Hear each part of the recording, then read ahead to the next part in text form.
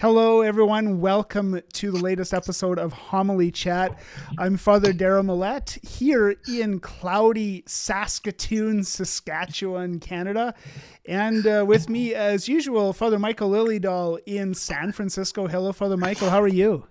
I'm doing well. Good to see you, Father Darryl. And you can go ahead and say it, in sunny San Francisco. Even though I know you haven't checked the weather here, it's always sunny here. But I almost have to say it's too sunny. It's getting a little too hot. With this, the pandemic going on, we're just in the process of kind of transitioning into allowing, events with more than 10 people. And so one of the events we've had over the last couple of days are graduations for our school. The 8th grade graduation was yesterday. Kindergarten graduation was today. We have to have them outside. I have to wear black for clerics.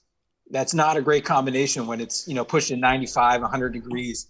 And you're wearing black. And I always know it's getting too hot because I can feel that single drop of sweat go straight down the back of my spine.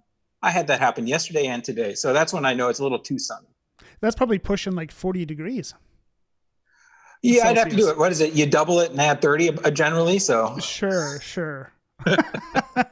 I mean, I do have one, only one, a white clerical shirt, just for those situations, which came into very good usage when I was in Rome last summer. And it was like high 30s, almost 40 degrees every day, whatever that is in whatever system you use. I don't know. But anyway, so we have quite a show today.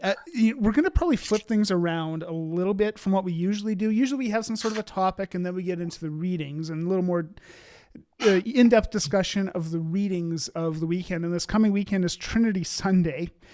But we're actually going to flip that around a bit because we have a very important, very timely topic we want to get into, and that's preaching when there are major world events or even major local events, major events going on that are in our minds and our people's minds and so forth. So we do want to get at that, but we do want to talk a little bit about Trinity Sunday. And no, we're not giving it short shrift just because it's Trinity Sunday, and for whatever reason, a lot of priests don't like preaching on Trinity Sunday. I like preaching on Trinity Sunday personally, but.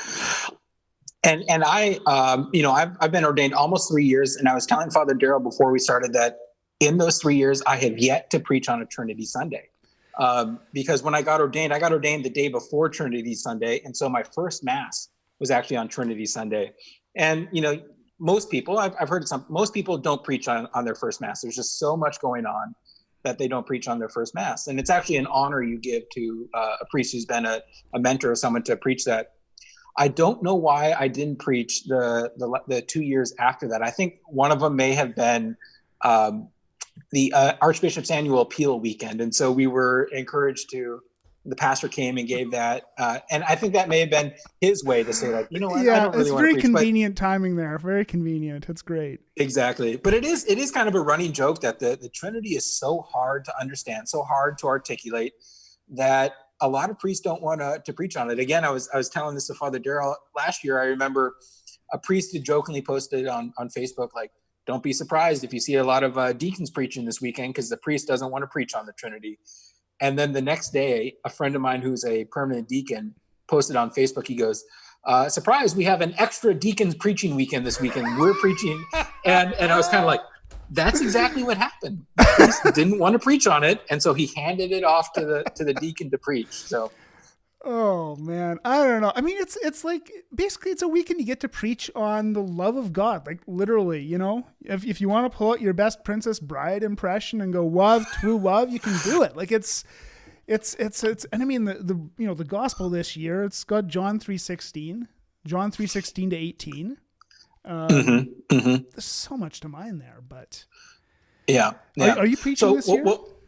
I am preaching this Sunday, so it'll be my first time, and so I'll go ahead and start. I was looking at the preface, right? Okay. And like we've said in previous episodes, whenever there's a proper preface for a feast, I love looking at the preface. And so one of the things I was looking at in the preface is that it says that in confessing of the true and eternal Godhead, you might be adored in what is proper to each person. And so one of the things I'm thinking about is we so often speak about the unity of God. And I think we need to talk about the three persons of God, right? And so what I like in this preface is that you are adored in what is proper to each person. And what I kind of take from that is our relationship with each of the different persons of the Trinity is somewhat different because of what is proper to each of them. So how we interact, or our relationship with God the Father, is it different than our relationship with God the Son? Is it different than our relationship with God the Holy Spirit? Because they're each different persons. Yes, it's one God. And then this is where it gets confusing. I really have to kind of be careful of how I say it. But we can have a different relationship with the different persons. Right. And I want to say our relationship, of course, can't be different in substance, but it can be different because of what is proper to each person. Right. Yeah. There's a reason sometimes this Sunday is known as Heresy Sunday too, but it's very easy to fall into. Yes, it is. Yes, it is. I mean, there's so many things you can mine. Like that's a fantastic. I had not thought of using the preface, but I mean, it's a beautiful preface. You know, I've not actually. I don't know if I've really preached on a preface much. I've preached on collects. We talked about that a few episodes ago. The opening prayer. You know, and I'm not preaching this weekend. And no, this is not because you know whatever. It's just with our live stream masses, we've just been alternating, and we decided to alternate like a couple months ago and not really looking at the schedule. So it's not intentional. I'm sticking to it. But anyway, the other thing you could do, and I see Jane in our comments here on Facebook making a reference, you could just play the Lutheran satire video, St. Patrick's Bad Analogies. It's look it up on YouTube. It's hilarious. It's quite well done. But anyway, you could just play that, I guess. Call that a day. Yeah, but I like what you were talking about earlier. I mean, the gospel for this year, right? God is basically God so loved the world, and so you talk about that the Trinity. God is love, right? That's from the letter of John. I don't think that's the reading for this week, but if you talk about the relationship with God, is essentially a relationship of love, and it's a love that's so powerful. And this is where I don't want to get into some things, but you start saying. Because I've once before said in a talk, the love is so powerful, it creates the Holy Spirit. No, that's not. It doesn't create the Holy Spirit. But the love is so powerful that love is a person. And that love is so powerful that it creates us, that all of creation flows from the love of God. And that we as creatures are designed to participate in that creative love of God. And, you know, sometimes we do it in physical ways, right? With begetting new life through children. And sometimes we do it in I don't want to say figurative ways or symbolic ways, because they are very real ways, but they may not be biological creation, but it doesn't mean that the things that we do aren't flowing from that creative aspect of God. Absolutely. I mean, yeah, there's so many things you could do, you know, the love that is just perfectly self-giving and perfectly receptive of the other, the love that is, you know, other focused. I mean, there's so much we can mine under that because we are also made in the image and likeness of God. Therefore, the image and likeness of being in relationship, of love. I mean, it literally means everything. Yeah, no, absolutely. Absolutely. And it is only Thursday. I found that my homily, when we talk about this in these shows, that my homily often is very different than what I think it's going to be on a Thursday or Friday. What it ends up being on a Saturday evening or a Sunday morning is often very different. Oftentimes as a result of this plus prayer and thinking and some time. But I like that idea as a place to go and a place to start is the love of God. That's what's going to define God. It's the St. Augustine analogy, right? For the Trinity, you know, love, the lover, the beloved, and the love itself. You know, the Father being the lover, the Son being the beloved, the Spirit being the love itself. And again, all of these are analogies, because can we say those words and really claim to know exactly what we're talking about? By analogy, yes, in a sense. Yeah, but we're not going to know the fullness of this, you know. But yeah, there's so much you can get into. And I mean, I'm really anxious to hear what my associate's gonna preach this weekend. Again, I did not intend this to be. Yeah, well, it just happens every other week, right? You get Corpus Christi next weekend. So actually, this is very true. This is, I think, the first second time that I've not preached. Remember the one year we had a major world event going on, and my pastor at the time decided to preach on Trinity Sunday. Did he touch on this? I can't remember. I think he touched on the Trinity a bit or something, and then went into the other stuff. But that might be why I can't remember preaching on Trinity Sunday. Was Trinity Sunday the Sunday immediately after the Pennsylvania Grand Report came out? No, that would have been in August of that year. Okay. Of 2018. Okay. I'm sure we'll get into that, because that'll definitely play into the next topic we're going to get into. Yeah, because I remember preaching specifically on that situation, and not so much on the readings. I tried to tie in the readings, but I preached on that situation as a whole. And so I remembered if that had been Trinity Sunday, I would have kind of foregone. I wouldn't have remembered it preaching on Trinity Sunday per se, but more on the Grand Report. But it is kind of a transition, right? Because you said there was a major world event, and so my thought was, was that when that Grand jury report came out?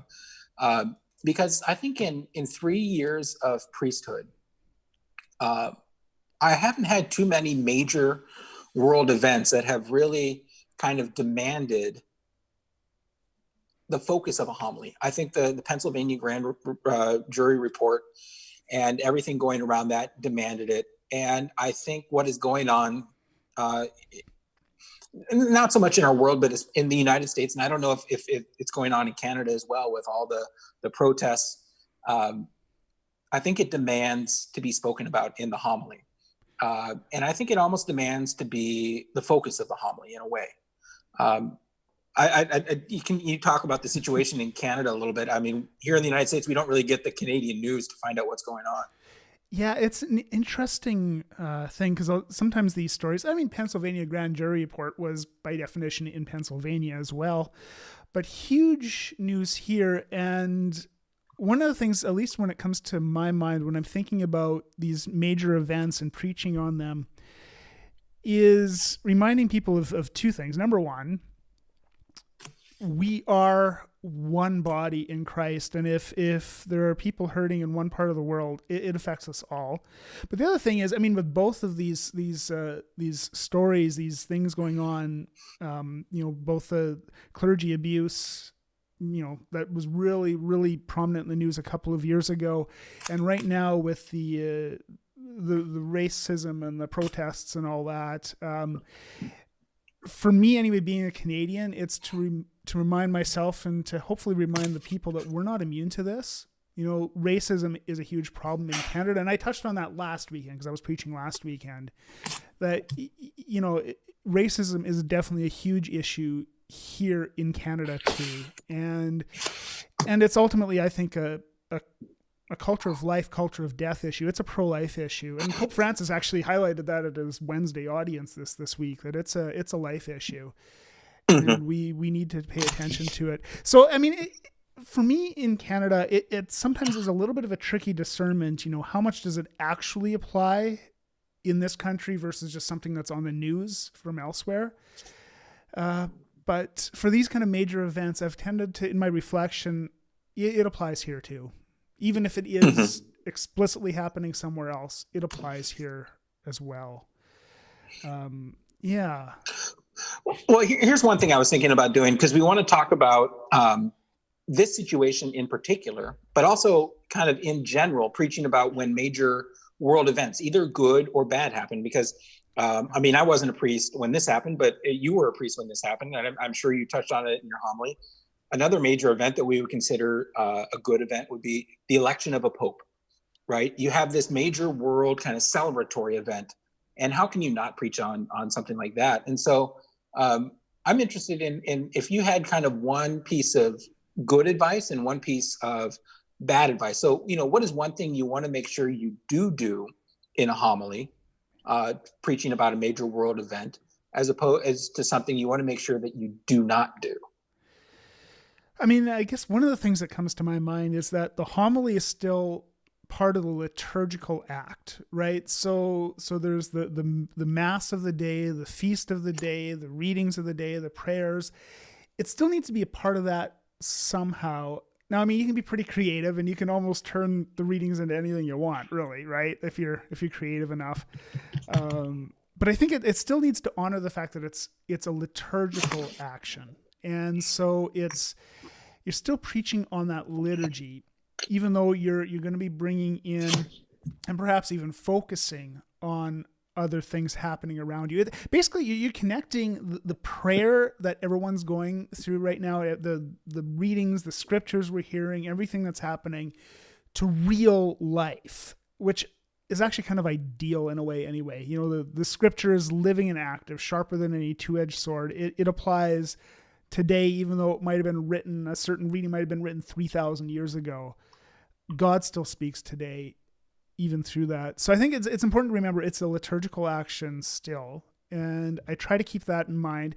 Yeah, so I was a priest, and I remember, I don't even remember what I said necessarily, but when a pope resigned, that's kind of a big news story.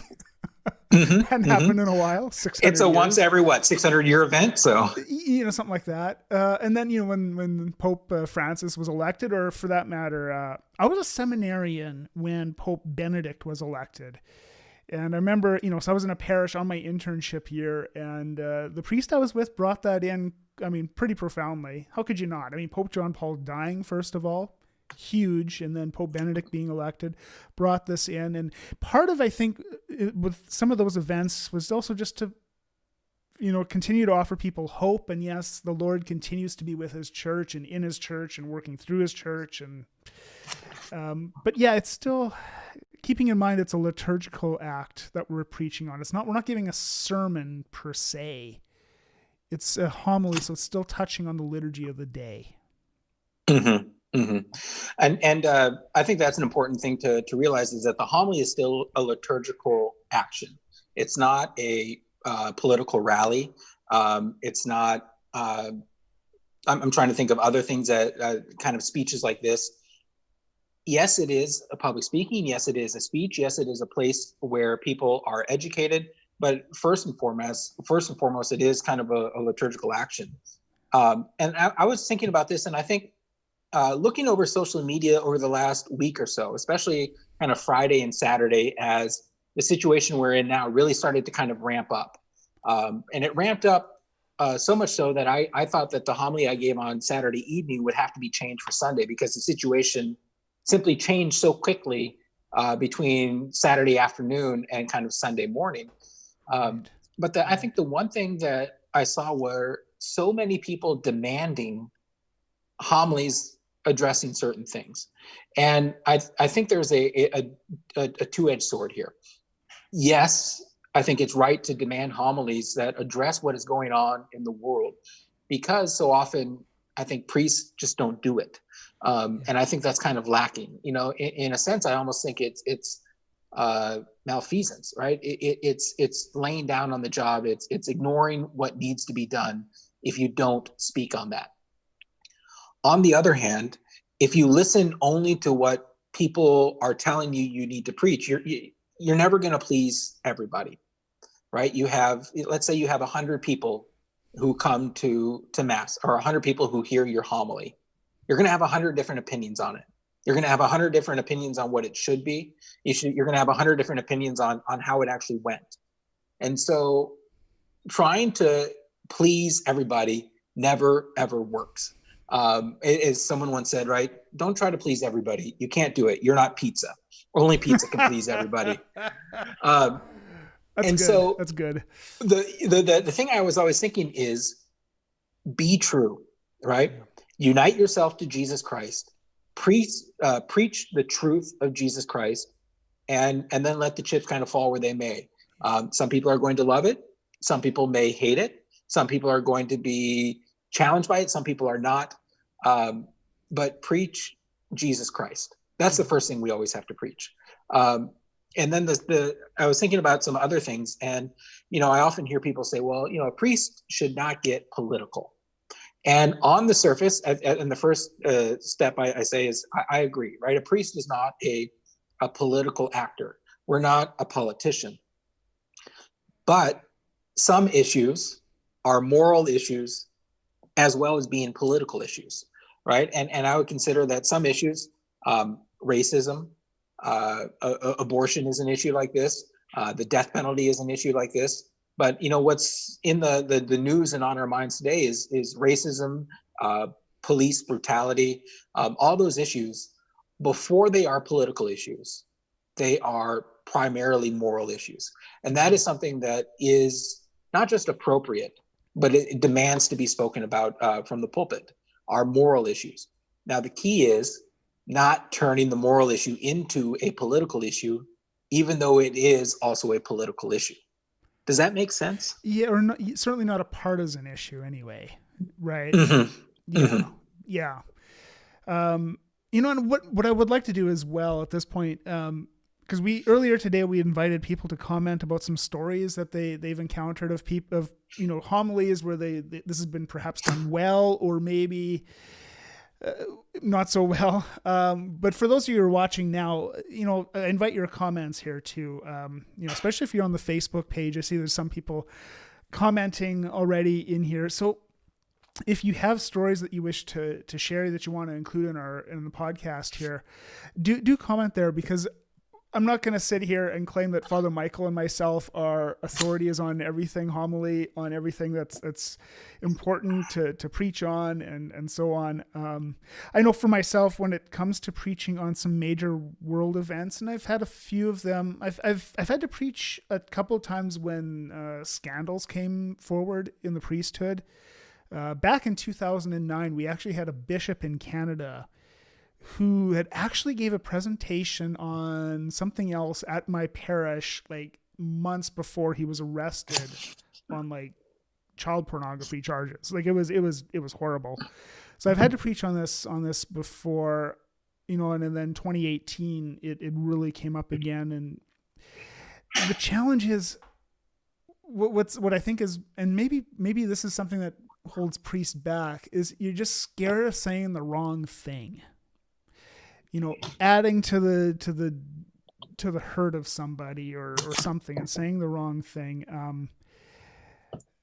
In which case I find writing a homily in front of the tabernacle is actually a really, really important thing. And maybe I did say the wrong thing. I think by and large, the comments that I received after both of those was that people just appreciated the effort. Like it was named, right? This is named. It's not something we're hiding. It's named in those cases. Same thing with the racism. I might not say everything that was perfect. I'm sure I didn't, but I think people, and again, comment if I'm a little off base here, but to just name it is actually an important thing to do.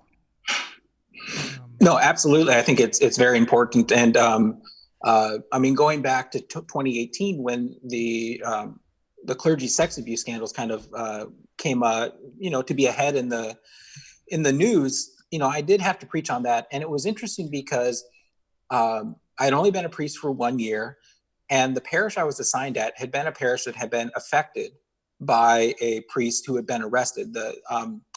I think it was in the early 90s. The pastor of the parish I was assigned to was arrested for child abuse. And so it was although it was in the news, and it was a national news and international news, and rightfully so, for a lot of the people, it was a very, very local, very parish, it reopened some of those wounds as well. And it was an interesting contrast, because not only was the parish a parish that the pastor had been arrested at, but the chief of police who had to oversee that whole process was a parishioner at the parish. And so you had not only the pastor who had been arrested, but you had the chief of police who did the arresting was a parishioner there. And I didn't know what mass he was going to come to, but he could have come to that mass. And, someone who was very intimately involved in the investigation but what I found was exactly what you said, that people appreciated the effort. They appreciated naming it, acknowledging it. And one of the things that I said in that is I'm hurting as well. I don't stand up here immune from anger. I don't stand up here at the pulpit immune from hurt. I don't stand up here perfect. I don't stand up here, lacking any wounds. I am wounded. I am angry. I am hurt. I struggle to find words.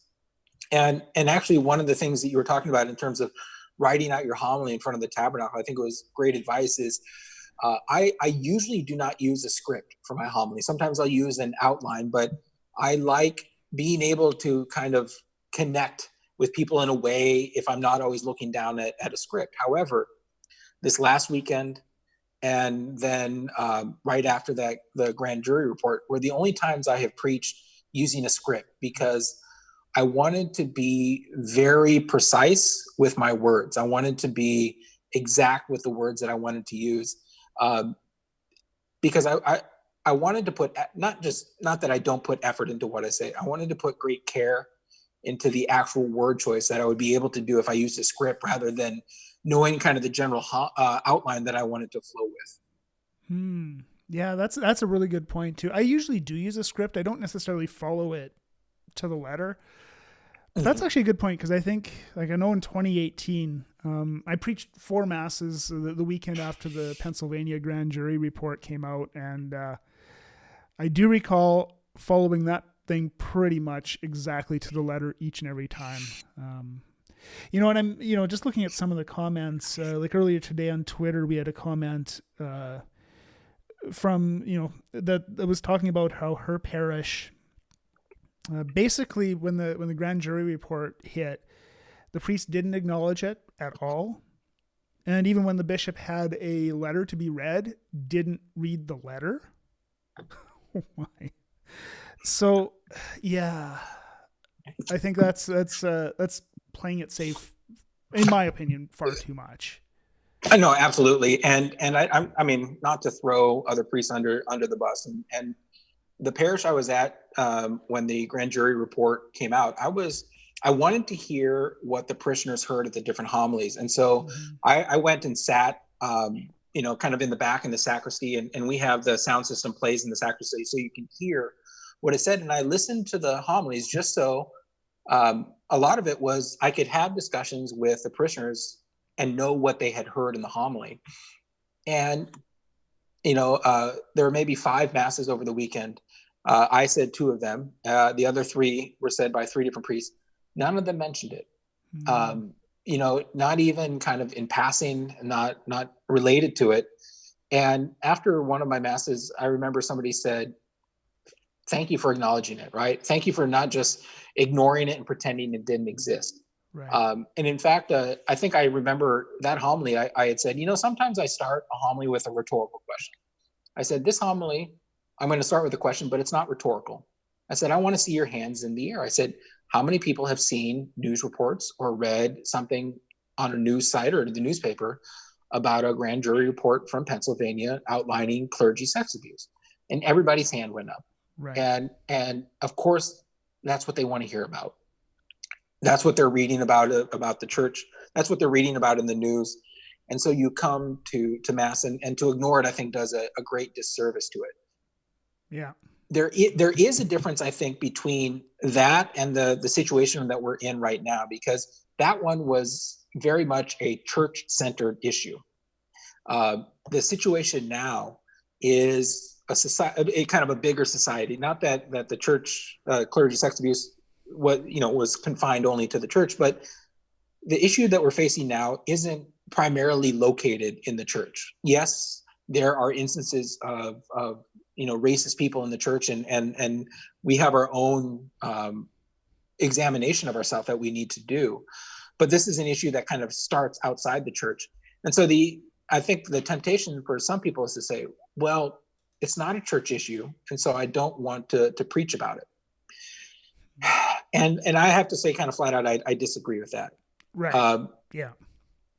But I think that the homily is a unique place that you can talk about it in a different way than you would hear about in a news report, that you would hear about from, a speaker up on stage. If you were to go to one of the protests or marches, you would hear a speech there that I would hope would be different than the homily, because going back to the point you said, right, a homily is primarily a liturgical action, and it needs to remain a liturgical action.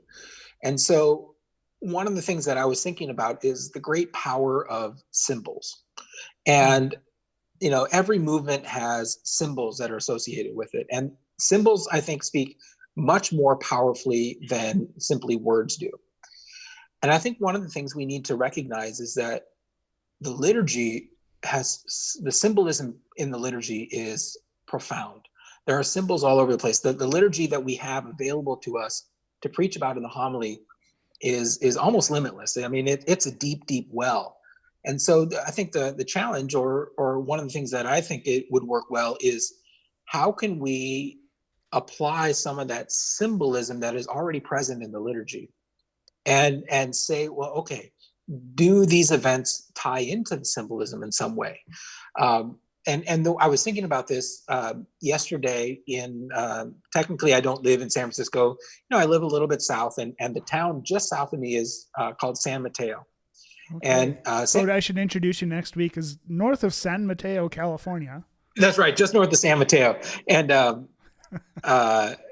so San Mateo had a rally and a march protesting along with a number of other towns, and I went to it to show my support for listening to the stories of people who have a lot of hurt, a lot of anger, and I just wanted to be there to support them in allowing their voice to be heard and advocating for some change in the system.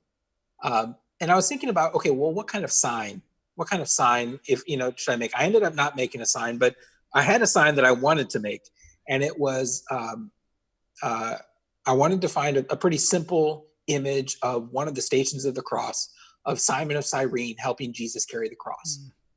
And I was thinking, that symbol of helping somebody else carry their cross when they're too weak to, or that they are falling down, but being there with them, supporting them, not having to say a word.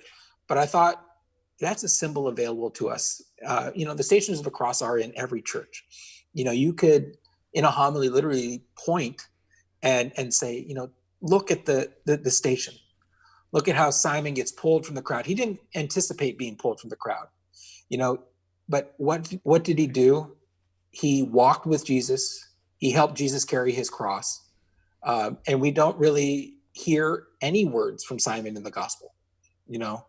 They probably spoke something, or they had some kind of communication and looking at each other, but we don't know what that was. But I think even just that symbol enough is appropriate very much for a homily in a way that, it wouldn't have been appropriate at a rally. And that's kind of, I think, our call as priests, as deacons, as, people preaching a homily at a mass, is to use the symbols of the church, to use the symbols of the liturgy, but applying them to the world today. Yeah, Jesus is not distant, right?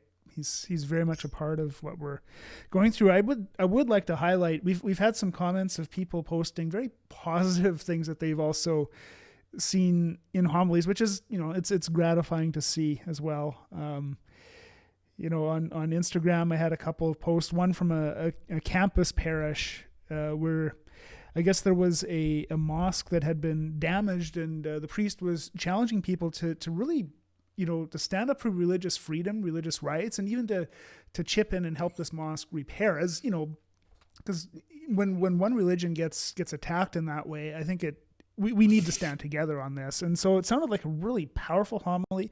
She did mention some people actually up and left during the homily. Mm-hmm. I mean, but she said she made sure to go up to the priest afterwards and thank him for that. Like, sometimes when we talk about issues like that, it will set people off. It sounds, I mean, obviously we don't know what the priest actually, we weren't there. But it sounds like that was a very courageous and probably pretty necessary homily. Oh, I think it is prophetic. And you have to remember that there wasn't a prophet who wasn't, either martyred or persecuted for speaking the truth. But we need to remember that, yes, we need to be prophetic voices, but we need to be prophetic voices in love, who act and speak with charity. And it's a tough line to walk sometimes. And I think it's, on a practical level, something that we need to elicit feedback from, from more than one source. Does my point get across, but do I do it charitably? Yeah. And it just goes to that point where, you're saying that you're not going to please everyone, right? If your goal in a homily is to please everyone, it's not going to work. I was thinking about that, and I found actually a piece of writing from one of my favorite authors, Walker Percy, and in one, there's a time where he gives essentially the graduation address to a college seminary. And he talks about people, kind of, I'll just read it, what he says. He says, and so a favorite recreation among some is either to take the parish priest for granted or to complain about him. Father did so-and-so. Father's always asking for money. The roof of the church is leaking. Why doesn't he get it fixed? Well, why is Father always asking for money? Father's homily was too long. Father didn't give a homily. Father read a letter from the Archbishop instead of giving a homily. Father read a letter from the Archbishop and then gave a homily. Well, Father so-and-so in the other parish has a better sense of humor, so we go over there. And so I think the thing that he's getting at in kind of a joking way and in a less serious way than what we're talking about here is, as a preacher, you realize you're not going to please everybody. That doesn't mean that you don't listen to what they say and take it into account. But in the end, right, who are you answerable to Jesus Christ? Mm-hmm. So unite yourself to Jesus Christ. That's why I think your advice about writing the homily in front of the tabernacle is so valuable. Unite yourself to Jesus Christ. And not that you don't do this in every homily, but I think this becomes even more important in something like this. Yeah. Preach Jesus Christ. Preach Jesus Christ. I remember something, he used to be the Archbishop in Edmonton where I did my seminary. Now he's the Cardinal Archbishop of Toronto, Cardinal Thomas Collins. But one of the pieces of advice he gave us during, I think, a rector's conference or something, was forming the homily is important. More important is forming the homilist, right? So staying connected to Jesus Christ. I mean, if your prayer life is at least something, that will flow through. So that's another important. Yeah. I would just get a few more comments here because we're getting some really good comments, on Instagram and Facebook. Christy here on the Facebook commented a few minutes ago. Basically her priest did a really good job of this today. Hey, this is good. Basically taking, to show how Jesus handled arguments, because today Jesus was in conversation with a scribe, what is the greatest commandment, and basically using it as an example of good dialogue and good positive dialogue. Yeah, it sounds like you can really. It was, and it was interesting. She had sent me a link to this homily, and I watched it earlier today. And one of the things that I loved about what he was talking about in the homily was the way that Jesus argued, or the way that he interacted with people. And the priest made the great point, and it's an important point for us all to realize that Jesus, his main goal wasn't winning the argument. His main goal was the conversion of sinners and eventually leading to the truth. And I think one of the things that we need to realize is that, well, Jesus is going to do that a little bit differently than you and I, because Jesus, in fact, is the truth himself. And so, Jesus, I think Jesus speaks with an authority that we do not possess. And Jesus, and so what I'm saying is, I, as a fallen, sinful human being, sometimes need to realize that I am wrong, that somebody else is, closer to the truth, or that other people need to lead me to the truth. And so part of that argument, or what I was getting from this priest's homily, is the goal of my interactions, speaking, running into people, the goal needs to be the truth. The goal is not to win the argument, because you can win an argument even though you're dead wrong. If you're better at arguing or recalling, facts, or you're quicker witted than somebody else. The goal needs to be the truth. And that means sometimes that my initial suppositions were wrong. My conclusions were wrong. And sometimes I need to be able to admit that. And that's what I loved about what he said is he was pointing out that Jesus, the main motivation for him was always the truth, and not just winning an argument. Yeah, absolutely. It's that sounds like it was a pretty fantastic homily. I kept it very short because we're trying to get through our masses. We're trying to celebrate our masses very short at the moment, because we're only allowed 9 congregants plus a priest at the moment. So trying to do this.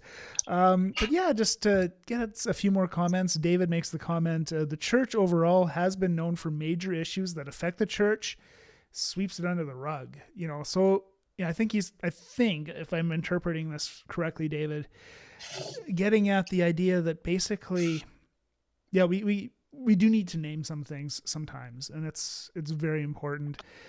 Jane also notes that, God works best in our weakness and vulnerability. And, I do remember prefacing my homily back in 2018 after the Pennsylvania grand jury report came out, just saying,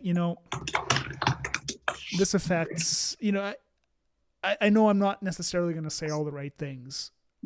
And, and as you were mentioning, just acknowledging the anger and the sadness and everything, and just being vulnerable, which, was exhausting after 4 masses. But I also keep in mind that it's nothing compared to people who are actually going through, whether it's abuse or whatever the event happens to be. Like, for example, a few years ago, there was a major calamity in Canada, basically, when a good chunk of Fort McMurray, Alberta, went up in flames, just this massive forest fire. And, having to, addressing that and calling for people to pray and to support and to, generosity and the whole thing was a very important thing to do for that event too. And I think I had one more comment that I saw on Instagram, just someone else sharing how things went pretty well in their parish. Basically, the priest in this case bringing up the reality of sin and whatever the event was going on, and just how that really connected with the person. So it's good to see good comments about how things went well and how people, to me, it's evidence. Yes, the Holy Spirit continues to work. Thanks be to God. Mm-hmm. Well, when you were talking, I kind of looked this up, and you're talking about it. It reminded me of a quote from St. Augustine, right? Where he says, for you, I am a bishop, but with you, I am a Christian. And, you and I are not bishops, and hopefully we will never be bishops, or at least I'll say that for me. Hopefully I'm never a bishop. But I can say, for you, I am a priest, but with you, I'm a Christian. And so sometimes I think it's important to preach from that starting point of, as a fellow Christian, as a fellow disciple of Christ, as someone in this church with you, I'm feeling pain. I'm feeling anger. I'm feeling whatever we're feeling. It's not always preaching, as the priest, but sometimes you're preaching as a fellow Christian. I share, this feeling with you. I think that's important to communicate sometimes. Yeah, I agree. And as Jane says in her, she's commented a lot. Thank you, Jane. And thank you everyone for your comments. As long as we can acknowledge it and stay humble, there's a key. Yeah. Absolutely. Yep. Absolutely. Which on that note, I'll provide one more kind of St. Augustine quote to kind of wrap it up. I think it was St. Augustine. And he said, if I had to give you 3 ways to get close to God, the 3 ways would be this: humility, humility, humility. Yep. The litany of humility is a pretty scary prayer to pray. Yes, it is. Do it more. Yes, it is. But yeah. Actually, I think that's probably a good note to end on. I know we went a little over our usual time frame on this. We could probably chat for a long time on this topic because it's a very crucial and very important one. And I would invite people to keep the comments coming even after the episode wraps up. Keep the conversation going. Because this is it's a very key thing that's happening. Once again, especially now. Can't claim I've got it all figured out. I know I don't walk the line perfectly. But I think it's good that we're having this conversation. At least we're trying to let the Holy Spirit in somehow to speak in us and speak through us. But I'm glad that we have the comments from all of those who are watching here as well. Cause it's, all of these issues involve far more than just the 2 of us. Way more.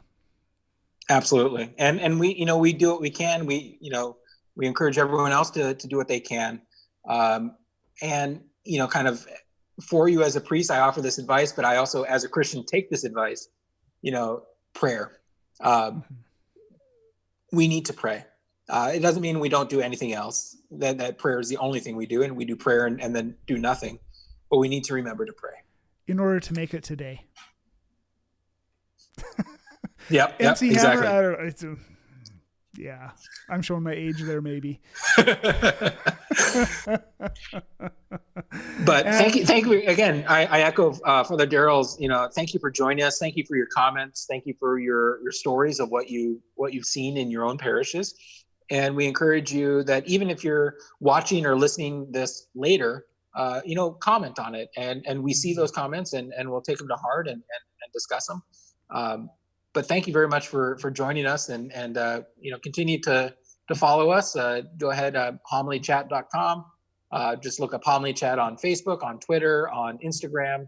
We're getting better about posting some of those things and Trinity Sunday. Live long and prosper. All right. Ciao, everybody. All right. Take care. God bless.